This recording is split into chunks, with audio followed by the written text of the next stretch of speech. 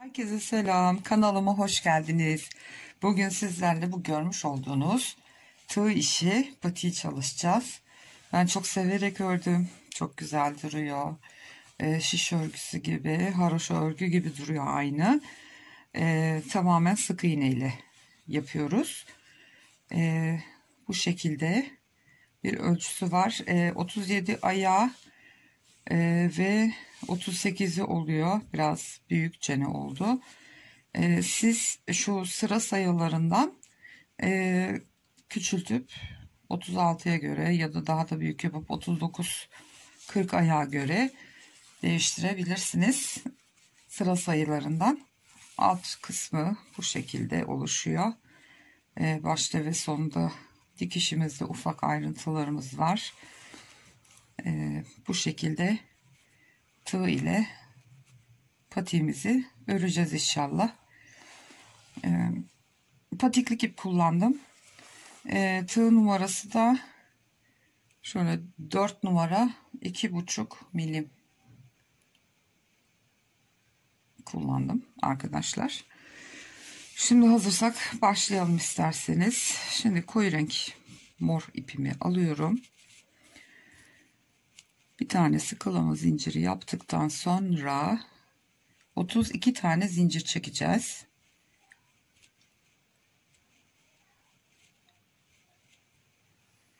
Çok sıkı çekmeyelim.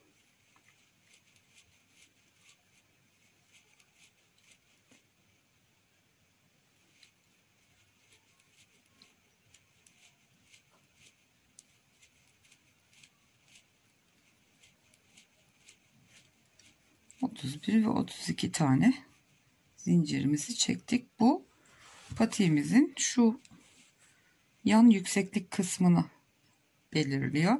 Eğer bu size fazla geliyorsa birazcık daha azaltabilirsiniz. Şimdi patik ipliklerinde incelik, kalınlık da fark ediyor. Bu kullandığım bonbon mesela. Arada kullandığım pembe Alize Extra'nın ipiydi. Bonbonlar biraz daha ince biliyorsunuz. Eğer 32 size fazla geliyorsa 36 numara falan örecekseniz 30 zincirle de başlayabilirsiniz. Şimdi 32 zincirimizi çektikten sonra hemen ilk zinciri atlıyoruz. İkinci zincirin tek katını alıp normal sık iğne örüyorum.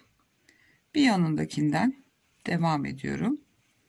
Her bir zincirin içine bir tane sık iğne örüyoruz bu sırada. Bu şekilde sıranın sonuna kadar, zincirlerimiz bitene kadar sık iğnelerimizi örelim. Sıramızı bitirdiğimizde 31 tane sık iğnemizin olması gerekiyor. Şimdi bu şekilde sık iğnelerimizi sıranın sonuna kadar, zincirlerimiz bitene kadar örelim. Arkadaşlar, ben şimdi sık iğnelerimi bitirdim. Toplamda 31 tane sık iğnem var. Şimdi bir tane zincir çekiyoruz ve sağdan sola doğru örgümüzü döndürüyoruz. Ve sık iğneye böyle normal sık iğne şeklinde batmıyoruz. Şunu şöyle birazcık kenara alayım. Arkadaki şu iki tane V şeklinde ilmek var ya, sık iğneye ait. Arka dalını alıyoruz sadece. Tek katını alıyoruz. Arkadaki dalını alarak öreceğiz sürekli. Sık iğnemiz bu şekilde. Tek katını, ilmeğin tek katını alarak bu şekilde yan kısmımızı öreceğiz. Tek katını alıyoruz ve sık iğnemizi örüyoruz. Balık sırtı gibi ya da şiş örgüsündeki haroşa görünümünü veren bu olay. Gördüğünüz gibi şu şekilde ilmeklerin şu arkadaki kalan kanadını alarak örüyoruz. Bu şekilde git gel git gel yaparak toplamda arkadaki dikiş yerimize kadar şu kısım 38 sıra. Yani şöyle söyleyeyim, şu aradaki düz ördüğümüz kısımları sayıyoruz şöyle, ya da şunları, çıkıntılı olanları şuradan başlarsak şu düz olan şurada ilk düz sıra, şu ikinci sıra 2 4 6 8 10 12 14 16 18 20 22 24 26 28 30 32 34 36 ve dikişe gelen yer 38. Toplamda şu kabarık haroşa gibi görünen kısım sıra sayısı 38 tane olana kadar 38 sıra şeklinde örüyoruz. Ondan sonra şu önümüzün yuvarlaklığını veren şu pembeyle ve morla birlikte karışık ördüğümüz yere geleceğiz. Şimdi dediğim gibi sık iğnenin arkasındaki tek kanatları alarak gidip gelelim.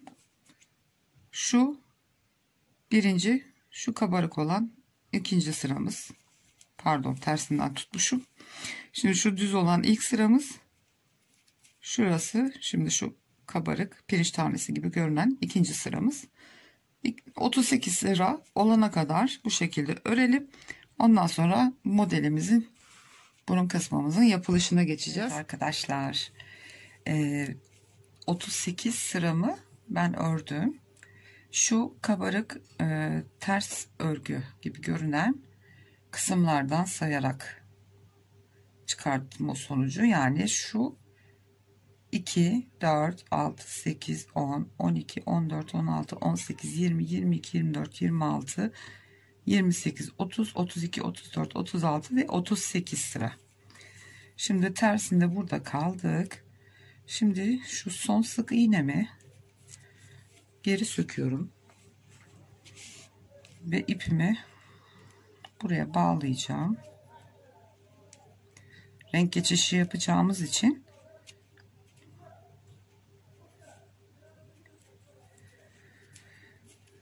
şu şekilde bağladım ipimi. Şöyle. Şimdi renk geçişimizi yapacağız. Evet, son sık iğnemizi bu şekilde yapıyoruz. Şimdi yine bir zincir çekerek dönüyoruz ve artık şu pembeli olan kısımları, modellerimizi koyacağız. Tam 9 tane yapacağız bundan toplamda. Ben ilkini birlikte örelim, göstereyim. Ondan sonra 8 tane daha yapınca diğer tarafını örerken tekrar birlikte olacağız. Bir zincir çektim. Şimdi ilk sık iğnemi aynı şekilde yine arkasındaki katı alarak 31 tane vardı sık iğnemiz. Şimdi 21 tanesini pembemizle, diğer rengimizle öreceğiz. 4 5 6 7 8 9 10 11 12 13 14 15 16 17 18 19 20 ve 21. Bu tarafı kontrol ederim. 10 tane kalmış olması lazım.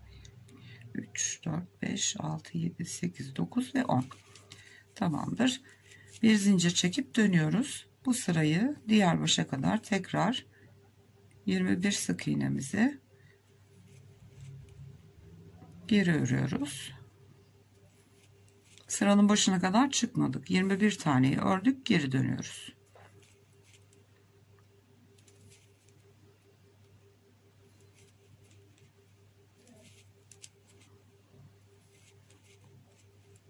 Bu işlemi yapmak bize hafif bir yuvarlaklık sağlayacak.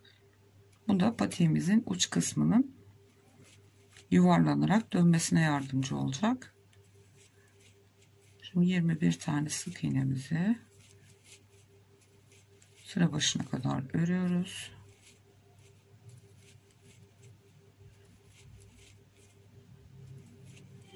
Evet, bu da sonuncusu. Tığdan çekmiyorum. Rengimi değiştiriyorum. Morla geçiş yapacağım içinden ki renk geçişimiz düzgün olsun. Bir tane zincir atacağım ve tekrar geri dönüyorum. Şimdi ilk sık iğneden başlayarak örmeye başlıyoruz. 2 3 4 5 6 7 8 9 10 11 12 ve 13. 21 tane örmüştük pembeyi. 8 tane eksiğine 13 taneyi morla ördük. Bakalım burada 8 mi kalmış? 1 2 3 4 5 6 7 ve 8. Evet. Bir tane zincir çekip tekrar sıra başına geri dönüyoruz. Bu şey gibi oluyor. Bebek hırkası, yeleği falan örerken yaka düşürüyoruz ya. Kısa satırlar. Onun gibi. Yani komple bunu bir satır sayarsanız bir satırı komple örmüyoruz. Bir kısmını örüyoruz, geri dönüyoruz. Tekrar diğer rengimizle daha kısasını örüp geri dönüyoruz. Sonra tekrar pembe ipimize geçeceğiz.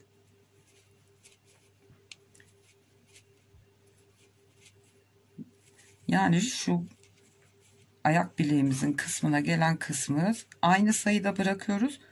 Bu kısımlarda şu pembe ve morla bu kadar her bir modelde 9 tane yapıyoruz bundan. Her bir modelde artırma yapmış oluyoruz. Genişletiyoruz ucu yani.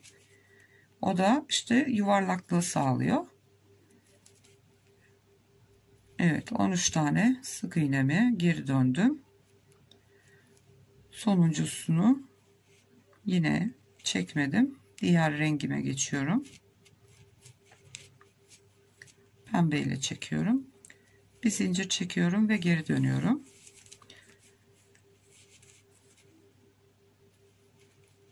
Ve başlıyoruz yine sık iğnelerimize. Arka tek katını alarak örüyoruz. Komple normal bildiğimiz sık iğne batmıyoruz. Aynı şekilde tek katlarını alarak örülüyor. Bütün patik boyunca bu şekilde yapacağız. Zor gibi görünüyor ama çok çabuk ilerliyor aslında, değil. Bir zorluğu yok. Evet, şimdi 13 tane sık iğnemi ördüm. Bu sonuncusu. Bu sonlardaki ve başlardaki ilmekleri alırken dikkat edin. Eğer fark etmeyi örmezseniz sayınızı eksiltirsiniz. Evet, şimdi 13 taneyi de pembe renkli ördükten sonra morumuz şuradaydı. Moru buna bağlamıştık. Hemen onun yanında boş bıraktığımız 8 tane var ya. Şunun hemen yanındakine batıyoruz. Ve pembeyle örmeye başlıyoruz. 13 taneydi, bu 14. 15 16 17 18 19 20 ve 21. pembeye kadar morumuzun üstünden de geldik, pembenin başına kadar ördük. Arada 13 tane şöyle diğer rengimizle bir model atmış olduk araya. İki pembe sırasının arasına daha kısa bir mor koyduk.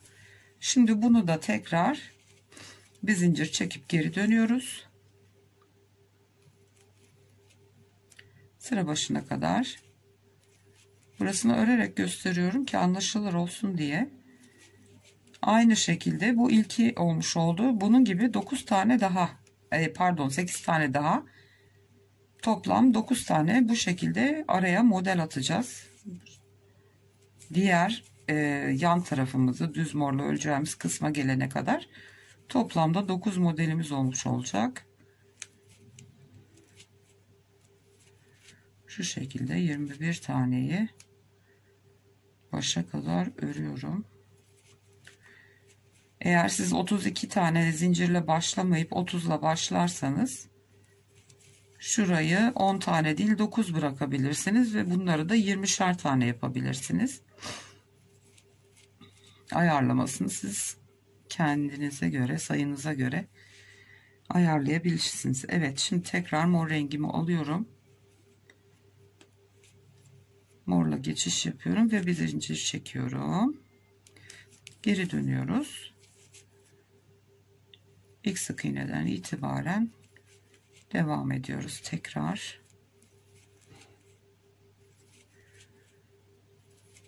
İlmeklerin arka tek dalını alarak örüyoruz. Sık sık tekrarlıyorum bunu.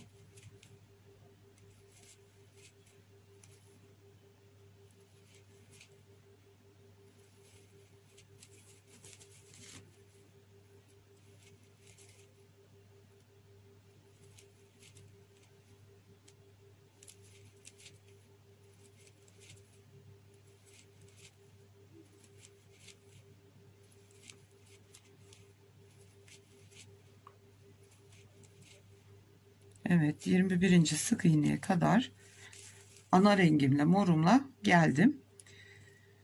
Bir pembeyle 21 tane ördük, geri döndük. Renk değiştirdik.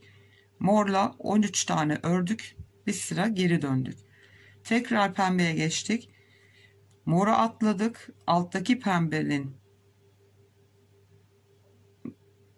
pembeye bağlantı yaparak tekrar 21 tane pembe ördük. Geri döndük ve şu şekli aldı. Yani iki sıra pembenin arasına 2 sırada mor koymuş olduk.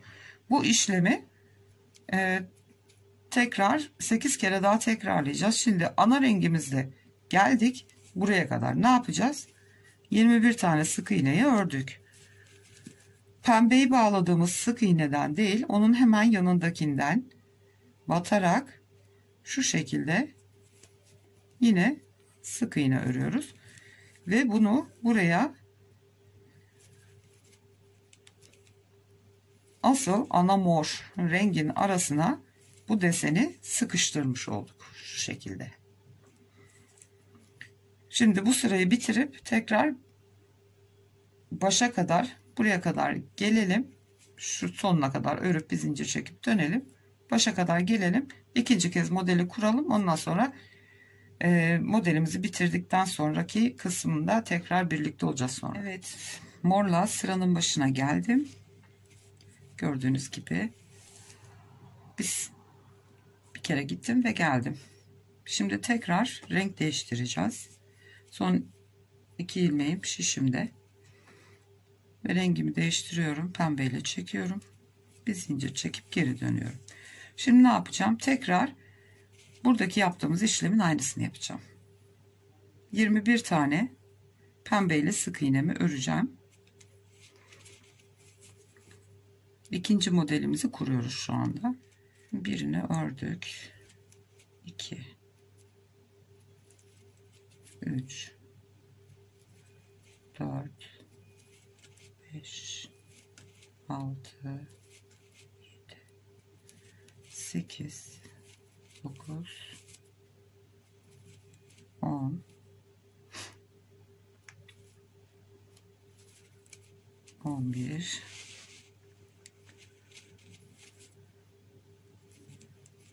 12 13 14 15 16 17 18 19 20 ve 21.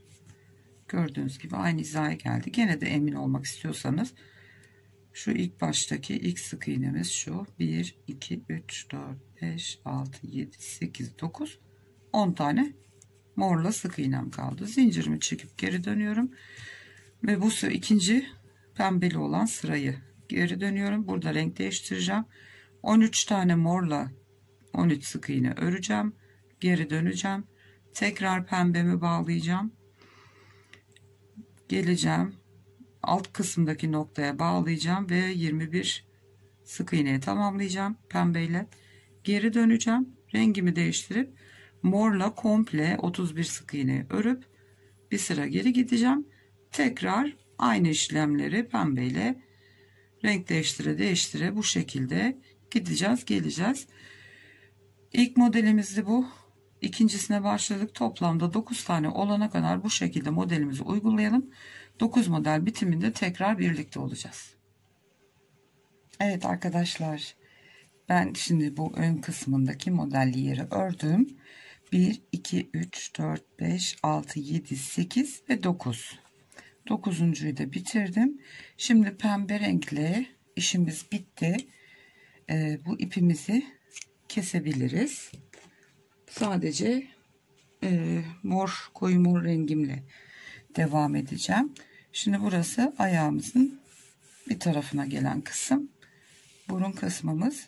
Şimdi şu parçanın aynısından bu tarafa devam edeceğiz.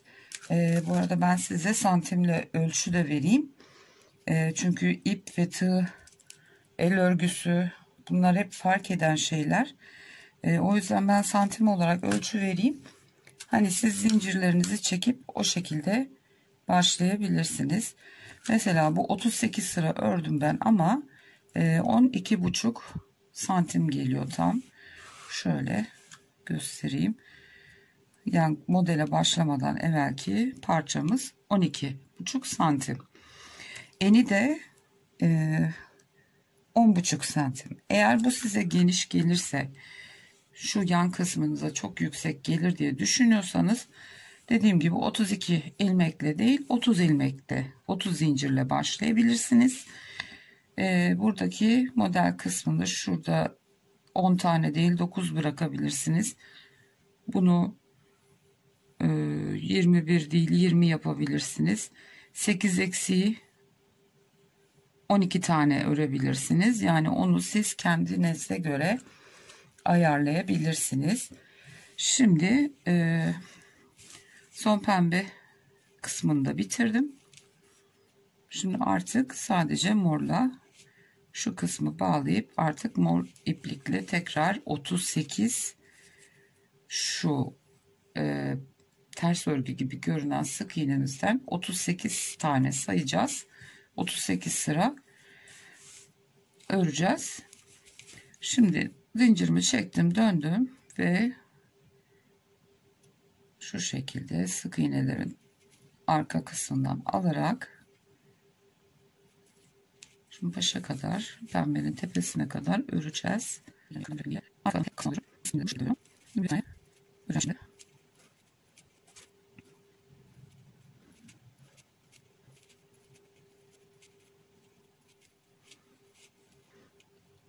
Evet, bu da sıranın sonundaki ve başındakilere dikkat edelim. Hatta arada bir sayarak örelim. Şu bütün ördüğümüz sırada başladığınız ilmek sayısıyla aynı olsun. Çünkü buraları bazen gözden kaçırabiliyoruz. İlmeğimiz eksiliyor bu sefer. Evet, 21 tane morla geçtim. Şimdi bunu nasıl bağlıyorduk? Şu pembeye başladığımız yer, bunu kullanmıştık zaten. Bir yanındakinden batarak şu şekilde sık iğne örerek sıranın diğer başına kadar gidiyoruz.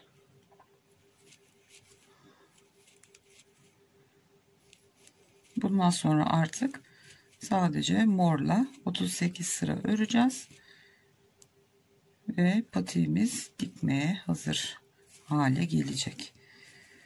Evet, modelimizin, patiğimizin ön yüzü burası. Onu da şu başlangıç yerindeki düz sıradan anlayabilirsiniz. Şimdi şu kabarık kısımlar 2 4 6 diye gidecek. 38 tane olduğu zaman, 38 sıramız bittiği zaman tekrar geleceğim. Patiğimizi bitireceğiz ve dikiş işlemini yapıp tamamlamış olacağız. Evet arkadaşlar, ben şimdi modelimizden sonra 38 sıra olan şu tırtıklı ters örgü, haroşa örgü gibi görünen yerlerden saydım. Şöyle 2, 4, 6, 8 diye ve son 38 burada düz tarafa gelebilmek için, yani şöyle ikiye katladığımızda ayak bileğimizin kısmına denk gelen yerde bıraktım. Şimdi ipimizi birazcık uzunca keserek dikiş için ip bırakacağız. İpi kesiyoruz ve şu ilmeğimizin içinden ipimizi geçirip düğümleyelim. Şu şekilde. Evet, şimdi şu kenara alalım. İğnemize ipimizi geçireceğim. Bir dikiş işlemimizi yapıp patiğimizi bitireceğiz. Evet, şimdi hemen bakıyoruz. Burası tersi. Şu düzgün duran kenar burası. Şimdi düz yüzü içte kalacak şekilde iki parçayı şöyle birbirine karşılıklı getiriyoruz. Şu şekil alıyor. Burası tersi. Şu ipliklerimi de temizledim ben. Şimdi dikiş işlemine başlayacağız. Şimdi şu karşıdan bir kere batayım şöyle. Şimdi bir bu taraftan bir karşıdan ilmek alarak bu şekilde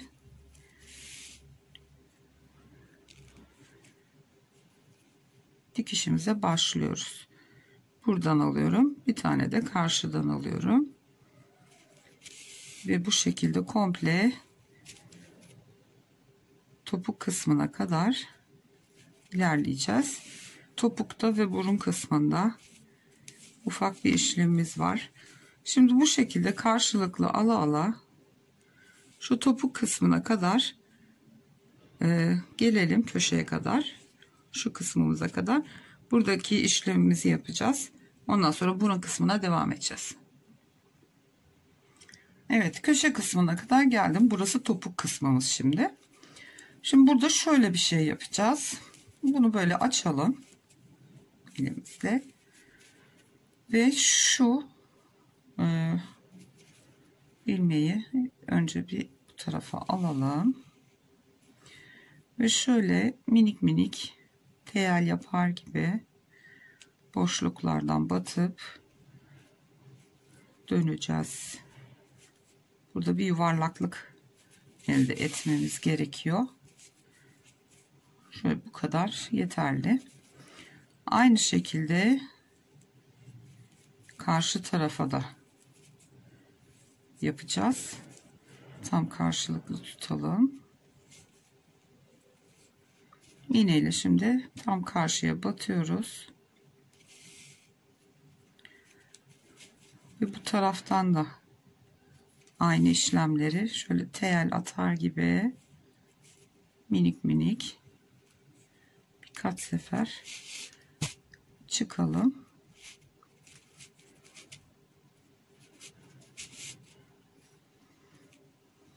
Şu ortadaki, arkadaki tam orta dikişe kadar şöyle birkaç sefer.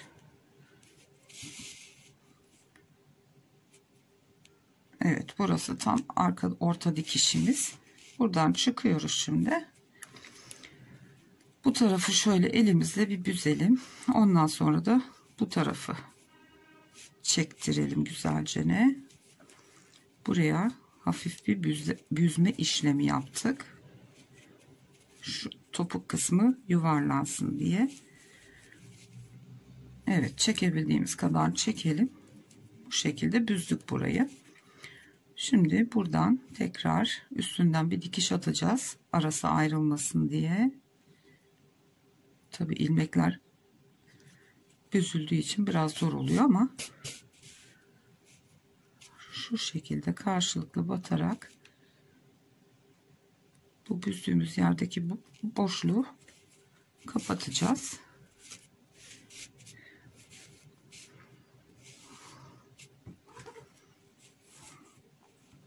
Şimdi şu pembeleri tam karşılıklı denk getirmeye dikkat edin, kaymasın.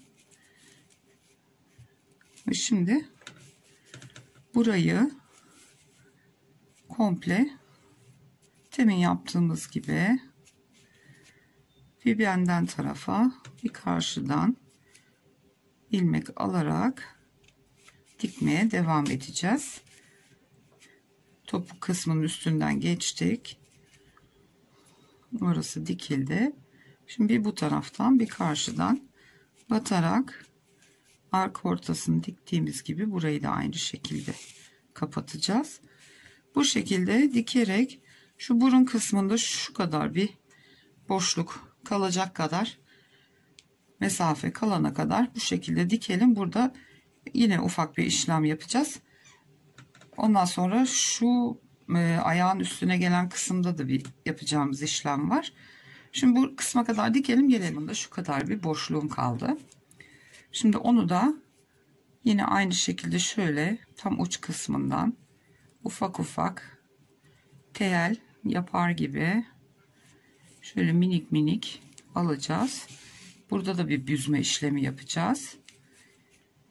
Şöyle ilmeklerin arasından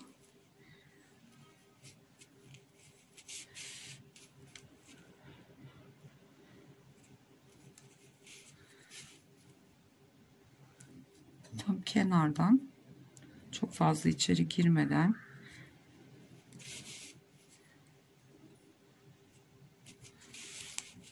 evet bütün etrafını dönüyoruz şu son dikişimize kadar.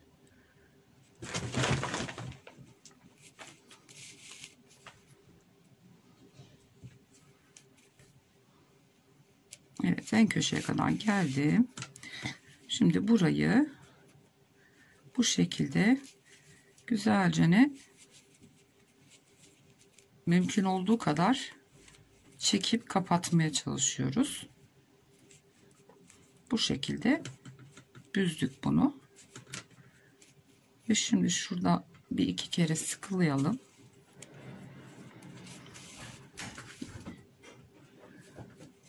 Bu kısmını güzelce büzdükten sonra şurada bir iki kere sıkıca tutup boşlamasın geri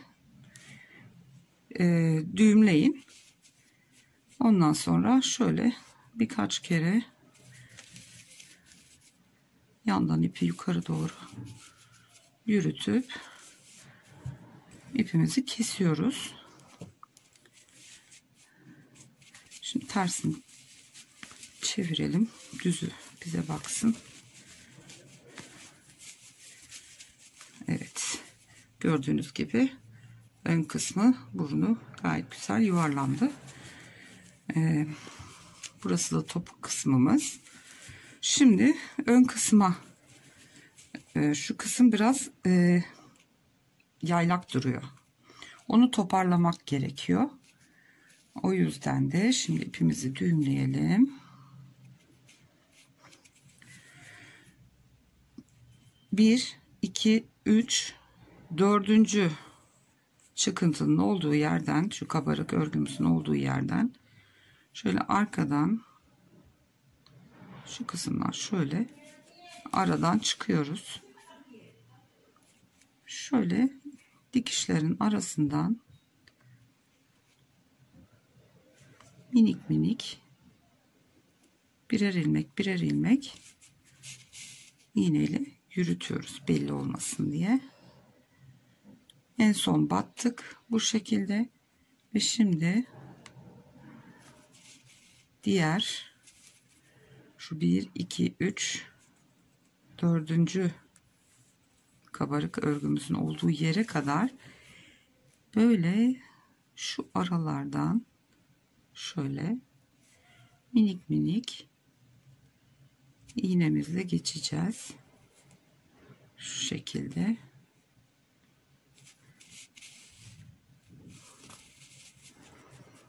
Bu kısma da bir böyle ufak büzme işi yapacağız ki ayak üstünde şöyle toparlanmış bir vaziyette dursun diye. Şu kabarık ilmeklerimizin şöyle 2 katını şöyle aradan alarak iğnemizle diğer tarafa kadar dikişimizi atalım. Şimdi şu birincisi, bu 2, 3, gördüğünüz gibi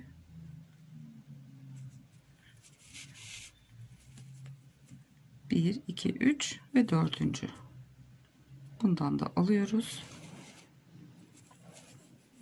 Ve şimdi yine ilmeklerin arasından böyle minik minik birazcık bu ipimizi aşağıya yürüteceğiz. Diğer tarafta yaptığımız gibi. Evet, bu kadar yeterlidir. Ya da bir kere daha yapalım. Evet. Arka taraftan iğneyi çıkartıyorum. Şimdi kesmiyoruz hemen ipimizi. Şimdi şu ön tarafı şöyle bir güzel toparlayalım önce.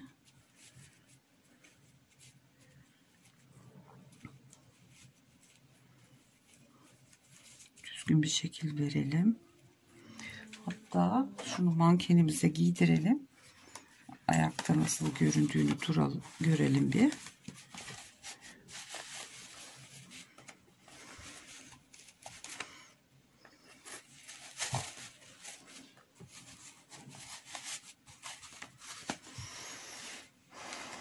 Evet.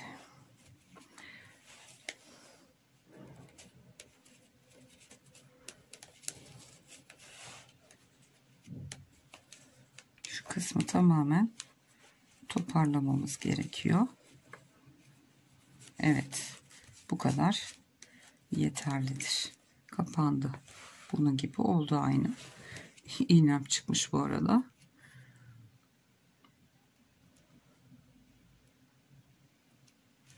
Evet, iğnemi tekrar geçiriyorum. Evet, bunu hemen şurada sıkılayacağım. Kaçırmadan, gevşetmeden geriye düğümümü de atayım. Bugün de bu iplik habire çıkıyor iğneden.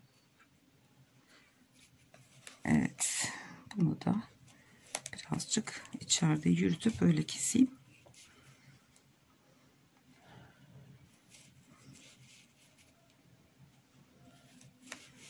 Evet, şimdi kesebilirim.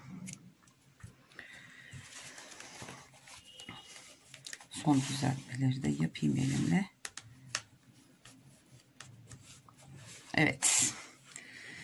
Gördüğünüz gibi patiğimizin işlemi bu kadar. Gayet şık oldu.